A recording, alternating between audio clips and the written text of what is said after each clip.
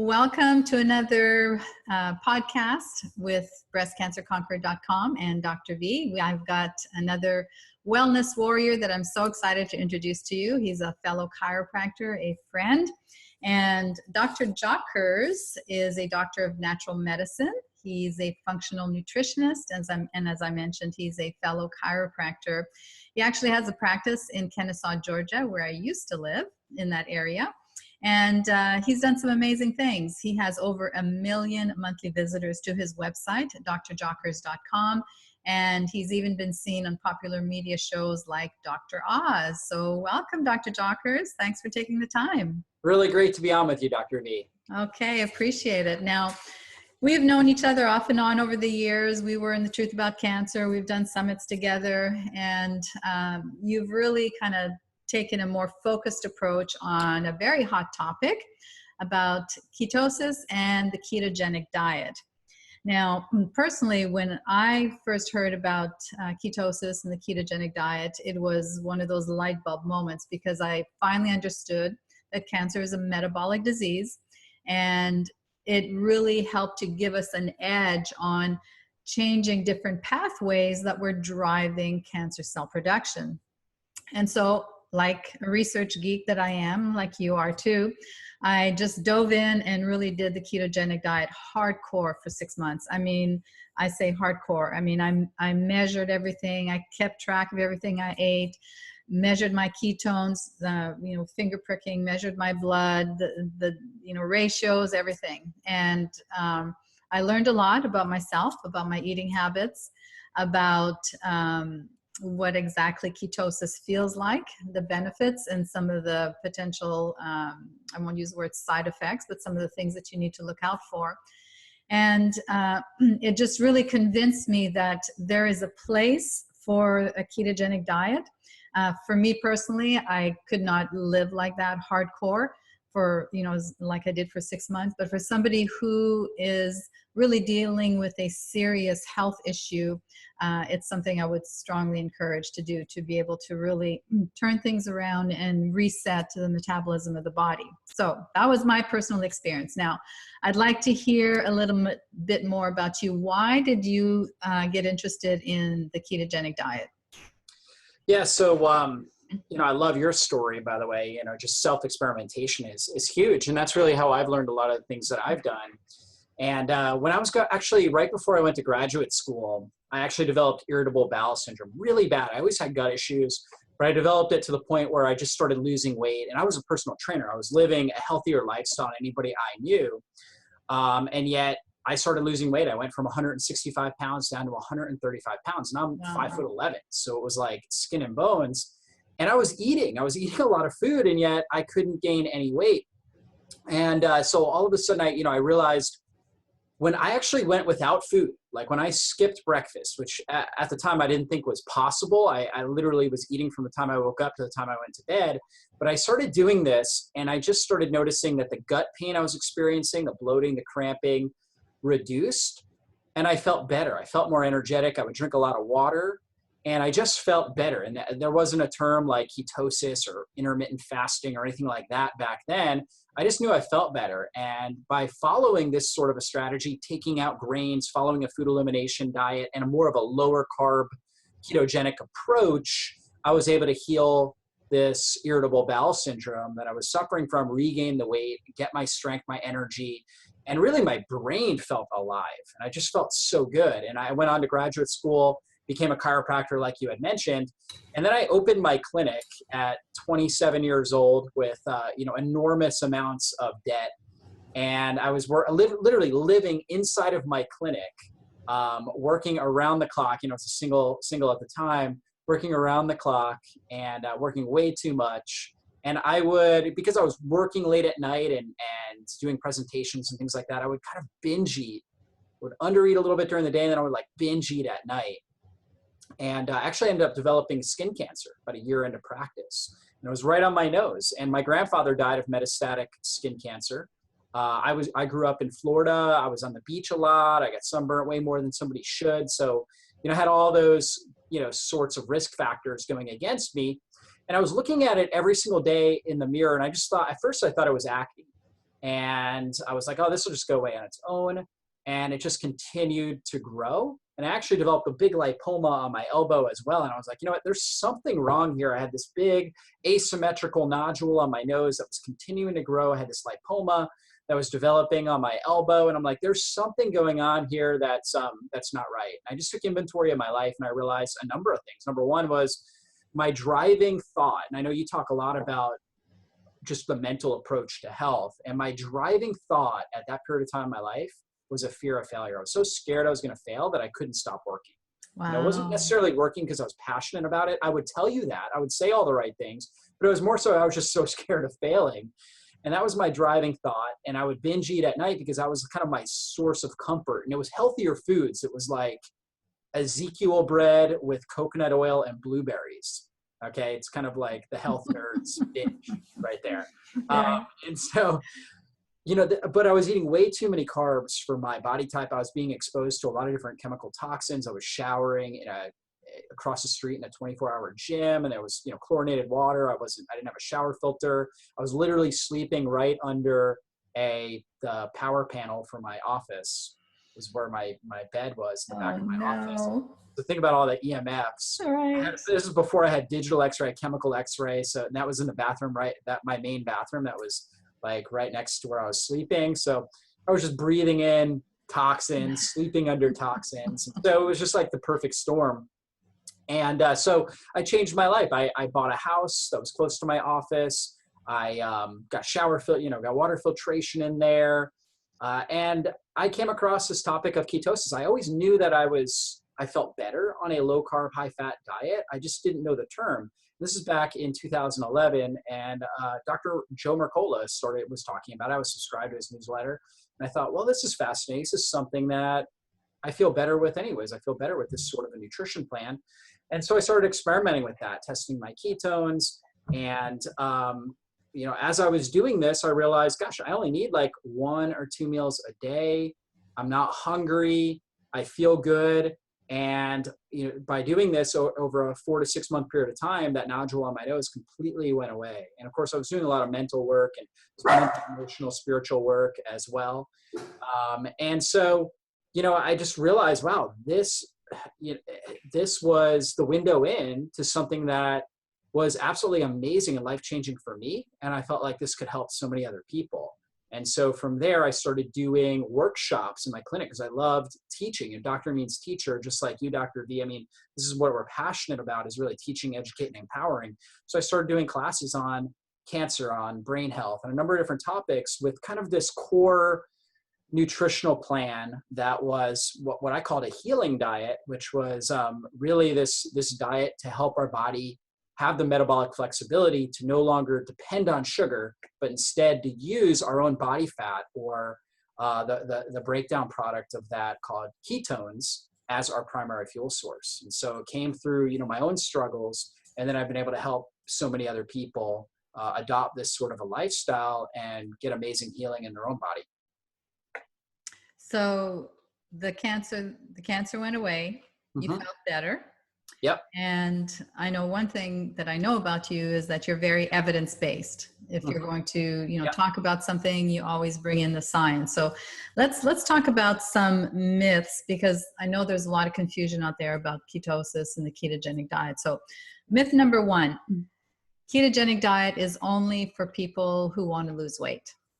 Yeah, absolutely. And ketosis and a ketogenic diet and lifestyle is a fantastic approach to weight loss. In fact, most people start to or try to adopt a ketogenic lifestyle because they may have seen somebody else with great weight loss results. There's lots of people on social media posting pre and post pictures and all kinds of stuff like that, showing the weight loss results. But I will tell you, Dr. V, I've never once in my life tried to lose weight. I've always been underweight, and I'm always trying to gain more muscle weight, more lean body mass. And yet I follow a ketogenic diet and lifestyle. I've been doing it for over 7 years now.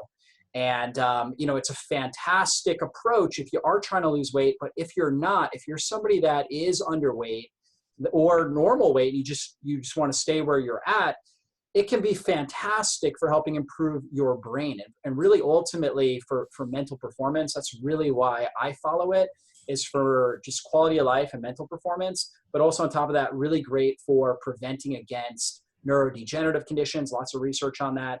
And then also really, really good for preventing and also, just being, a foundational approach to somebody who's trying to overcome cancer, which I'm sure there's a lot of listeners to your podcast that are in that boat.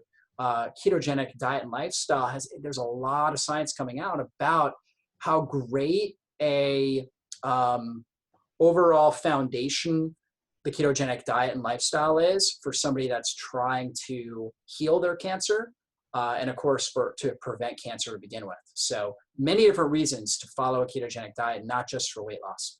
So let's talk about that. Let's talk about why does the ketogenic diet, how could a ketogenic diet support somebody who's on a healing journey and is trying to reverse cancer in their body? Yeah. So when we think about cancer, we know that cancer's primary fuel source is sugar. These cells are anaerobic and they've got metabolic damage. And inside of every cell, there's a number of different mitochondria. Mitochondria are these organelles, so the organs of each individual cell. And that's where we produce the most amount of cellular energy is in the mitochondria. And the mitochondrial cellular energy production is dependent upon oxygen. So we need oxygen, it's aerobic in order to do that. And it will break down fatty acids and these things called ketones and utilize those for energy. With cancer cells, the mitochondria is damaged. It's not able to produce energy through aerobic or oxygen-based respiration or energy production. And so it's dependent on a different pathway called glycolysis in order to produce energy. And the benefit of glycolysis is that you can produce energy quickly, and also you can produce it without oxygen. The downside is that it produces significantly less energy, or cellular energy they call ATP, produces significantly less than burning ketones as a fuel source or fat as a fuel source. And it produces a lot more metabolic waste. So it gets less gas mileage and produces a whole lot more pollution, right? So it's bad for the overall environment, but we can do it quickly, right? So we can get in and go really, really quickly. And this is really what cancer cells do, is they utilize this glucose and they adapt to become really, really good at pulling glucose or sugar out of the bloodstream and into their cellular energy machines. So they can produce energy, they produce a defense system around them to actually protect against our own immune system through the use of glucose. They actually produce a whole lot of this lactic acid, which listeners have heard about because we feel that when we're doing intense exercise, we feel that burning. Well, cancer cells are producing it in high amounts, 24 hours a day. And that lactic acid actually blunts our body's immune response, creates almost a shield for the cancer cells. And so basically it just creates a breeding ground for cancer growth. And then it helps stimulate blood vessel growth towards the cancer. And they just become this really greedy cell in a sense. And so most cells will give up their lives for the good of the whole. A cancer cell won't. A cancer cell wants to take all the resources and literally will put the whole organism at risk of death and eventually kill the whole organism because of its own desire and its own greed for resources. And that's really what ends up happening. And sugar is the fuel that drives it. And so when we're able to lower our blood sugar and lower hormones involved with blood sugar, like insulin, then we slow down this kind of fast cell reproduction that's characteristic of cancer cells. We slow down the oxidative stress and lactic acid formation, all these things that are again characteristic of cancer cells. And we provide a fuel source in fatty acids or ketones that most cancer cells struggle to utilize for energy. In fact, most cancer cells can't even use these for energy. And normal healthy cells can use it robustly to produce incredible amount of energy with a low amount of metabolic waste. And so it becomes this, in a sense, this perfect fuel for normal healthy cells. And it robs or weakens the cancer cell formation, making it more susceptible to anything else we want to do, right? So if somebody has cancer, They may be trying to do some sort of a oxidative therapy like chemotherapy or radiation if they're in the conventional model, or they may want to do something like, if they're in the natural model, they may want to do something like hyperbaric oxygen or IV vitamin C or ozone or something like that. These are all oxidative therapies. And when we get our blood sugar low and we get keto adapted, these oxidative therapies, they become so much stronger and more specific in impacting the cancer cells, because the cancer cells are in a weakened state and the normal cells are in a strengthened state. And so, as a foundational tool in your tool bag for overcoming cancer, ketogenic diet and lifestyle has just tremendous benefits. Amazing. That's a good synopsis of how it works. Now, I know there's a big question that people have.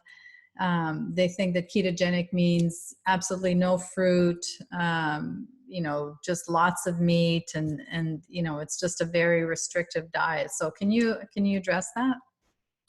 Yeah, so a lot of people think it is a meat-only diet, and it certainly could be. In fact, in the ketogenic space, there's a wide gamut. Okay, there's in fact a diet called the carnivore diet, which is the focus of the carnivore diet is, in a sense, a sort of nutritional ketosis state. But on the other end, there's a plant-based ketogenic diet where you're eating very little to no animal products, and you can still get in the state of nutritional ketosis, where your body has the metabolic flexibility to not only burn sugar, but also ketones as a fuel source. And so with that, in fact, with cancer, especially fast-growing cancers, that's what I teach, is a plant-based ketogenic diet, because there is a genetic pathway called mTOR, which is mammalian target of rapamycin, that has to do with cell reproduction. And so two major hormone/genetic pathways involved with cell reproduction. One is insulin, and having very low circulating insulin is an important factor for reducing cell reproduction. And anybody who has cancer, you want to slow down cell reproduction, because one of the characteristics of cancer is very fast, out of control cell reproduction. So having low circulating insulin and having your body very sensitive to insulin, where you don't need to secrete a whole lot, you don't need to produce a lot, and your body gets a desired response from it, is very important for somebody with cancer. But on top of that, we also don't want to overactivate this genetic pathway called mTOR, which drives cell reproduction. So mTOR is key if we're trying to build muscle mass, for example, like bodybuilders and people like that. They want to activate this mTOR pathway. But when you look at somebody with cancer, they many times have a genetic damage. Basically, they have damage and a hyperactive mTOR pathway, where it's just kind of sputtering out and just constantly telling the cells in the DNA to reproduce. So we want to inhibit that appropriately. And protein, as well as carbs, are really the driving factors from a nutritional standpoint to stimulate the mTOR pathway. So on a plant-based ketogenic diet is a high-fat, high-fiber, and micronutrient dense, getting trace minerals, B vitamins, antioxidants, polyphenols, all kinds of really great stuff that comes in plant-based foods.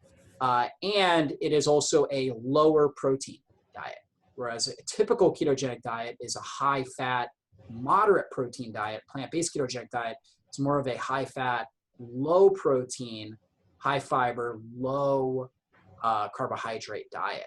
And so that can be really, really good for somebody that's trying to overcome cancer. And so there's a wide range of ways to apply the ketogenic diet and lifestyle.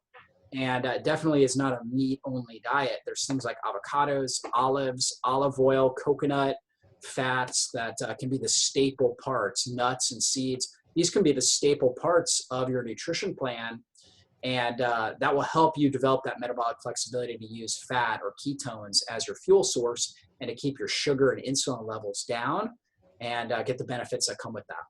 That's great. That's great. So it's not just a meat-only diet. It can be a plant-based version. So that's great to know. Another question that comes up often is thyroid health and the ketogenic diet. And there's all kinds of myths out there, and people have different opinions. What's your thoughts on that, how it affects the thyroid? Yeah, absolutely. So if we just really look at what the science of what a ketogenic diet does, okay, we've got to realize that there could be some compromise to the thyroid, and I'll explain that. But the general focus of it is actually very healthy and strengthening of the thyroid. The reason why is that with thyroid conditions, the vast majority of individuals with thyroid problems, the thyroid is like an innocent bystander. So what that means is that if you have Hashimoto's, which is an autoimmune condition of the thyroid, which is very, very common, or you've just been diagnosed with hypothyroidism, it's typically an issue with your immune system, possibly your liver and your gut, or a combination of all of those things, or you're just stressed out, and so it's really one or all of those issues as the main root causes for it, and not an actual dysfunction originating from the genetics of your thyroid. And so when we look at why your body wouldn't be able to express active T3, active thyroid hormone effectively, we really got to look at as the main culprit, inflammation. Okay. And so, inflammation will scramble. It's kind of like, with our body, it's like a radio station where the brain is communicating with the thyroid. So the hypothalamus and the pituitary gland are sending messages to each other and to the thyroids, telling the body how much thyroid hormone we need at all times. So inflammation in the body is kind of like when we get a really bad reception on our radio station. We can barely hear the messages that are coming out. So now the thyroid's not really hearing the proper messaging from the brain. And so we get this brain hormone called TSH that rises up because the brain is screaming at the thyroid to produce hormone, but the thyroid's not able to it's not producing enough hormone because it's not hearing that message appropriately. Okay, and this is really, really common. Inflammation is what scrambles that message. Then let's say the thyroid does produce hormone, and let's say it produces enough hormone. The thyroid gland, the main portion of what it produces is inactive thyroid hormone called T4. 93% of what the thyroid produces is in an inactive form. It has to be activated by these deiodinase enzymes that we find in the liver, and then also by gut bacteria. So basically, it circulates. 60% of the conversion of T4 to active T3 is in the liver. So we need good liver function there, all right? And then we need good gut bacteria in order to produce the other 20% or so of thyroid hormone. And so we know that a ketogenic diet and lifestyle is the best nutrition approach for reducing inflammation. It has a really dramatic impact on reducing inflammation. So based on that, we know that it's going to improve the brain to thyroid communication. So it's going to basically help the thyroid get the right signal to produce the right amount of hormone. On top of that, it's going to help. There's a lot of studies coming out talking about how a ketogenic diet and lifestyle helps improve our microbiome, and then also how it helps improve liver activity, liver function. It reduces inflammation, which can cause a lot of issues with the liver. So it's going to help improve all of those things. Now, when we also think about a ketogenic diet, it's kind of like a fasting mimicking diet. So when we are fasting, I know there's a whole book on the fasting mimicking diet, but I'm just kind of using this theoretically, that a ketogenic diet tells the body we're in a state of famine because insulin is low. When the body sees that insulin is high, it says, okay, food is prevalent. We need to start utilizing this for energy. So let's get the insulin up. When insulin is low, the body says, okay, we're in a time of famine. Food isn't very prevalent. So let's be very efficient with the energy that we do have. Let's start utilizing, let's go into our storage tank, start using our own body fat. Okay, and so insulin, though, is also necessary for the T4 to T3 conversion process. So we need it in order to get that conversion to active T3. So basically, if we're in a deep state of nutritional ketosis for a long period of time, for somebody that is that's already very insulin sensitive, their body may produce such a low amount of insulin where we're not going to get the right conversion. Okay. And you think about it, it's like if we're fasting for a long period of time, the body is going to say, well, I need to hibernate. I need to downregulate my ability to produce energy. I need to be in a state where I can really rest because food isn't around. I want to make it, so I'll rest until all of a sudden food comes and conserve my energy. And so it downregulates thyroid hormone, active thyroid hormone production. For other individuals who tend to be very insulin resistant, where their bodies are always producing higher amounts of insulin than really the environment calls for, these people do really, really well at actually improving their thyroid function by being in a deep state of nutritional ketosis for a long period of time. So it's really going to depend on the individual. But for individuals that are coming into a ketogenic diet and lifestyle with a pre-existing thyroid problem, I typically recommend, number one, making sure that you're on the right amount of, if you're taking a prescription thyroid medication, that you're taking the right amount, that you're getting your active T3 at, in functional medicine, we like that number, looking at your free T3 up over 3, like between the 3 to 4 range. And it can be very in a case-by-case basis, depending on how you feel, right? Some people feel really good at 3.5. Other people feel too jittery at 3.5. But optimizing your dosage would be the first thing you want to do. And then as you go into this state of nutritional ketosis, just kind of monitoring how you feel, okay? And I typically will tell people to do 30 days.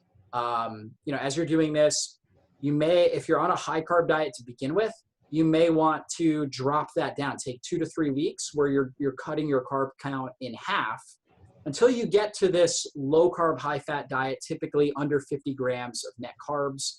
And then do that for a month and just see how you feel. And then test out your thyroid hormones. And if you're feeling a little bit sluggish or you don't feel like you fully keto adapted, then you may try to cycle out of ketosis, where you add in some extra carbs, possibly like once a week, where you have a higher carb day, stimulate more insulin and tell the body, hey, food is around, food is prevalent, I'm in a safe environment, we've got food here, it's harvest season or whatever, the body's thinking now. Okay, like our ancestors, they didn't have food around all the time, but when they did have food, guess what? It told the body, it gave this epigenetic message to our genes that said, food is available. Let's activate that thyroid hormone. Let's start burning, the carbohydrates we're taking in. Let's start creating more metabolic energy because food is around.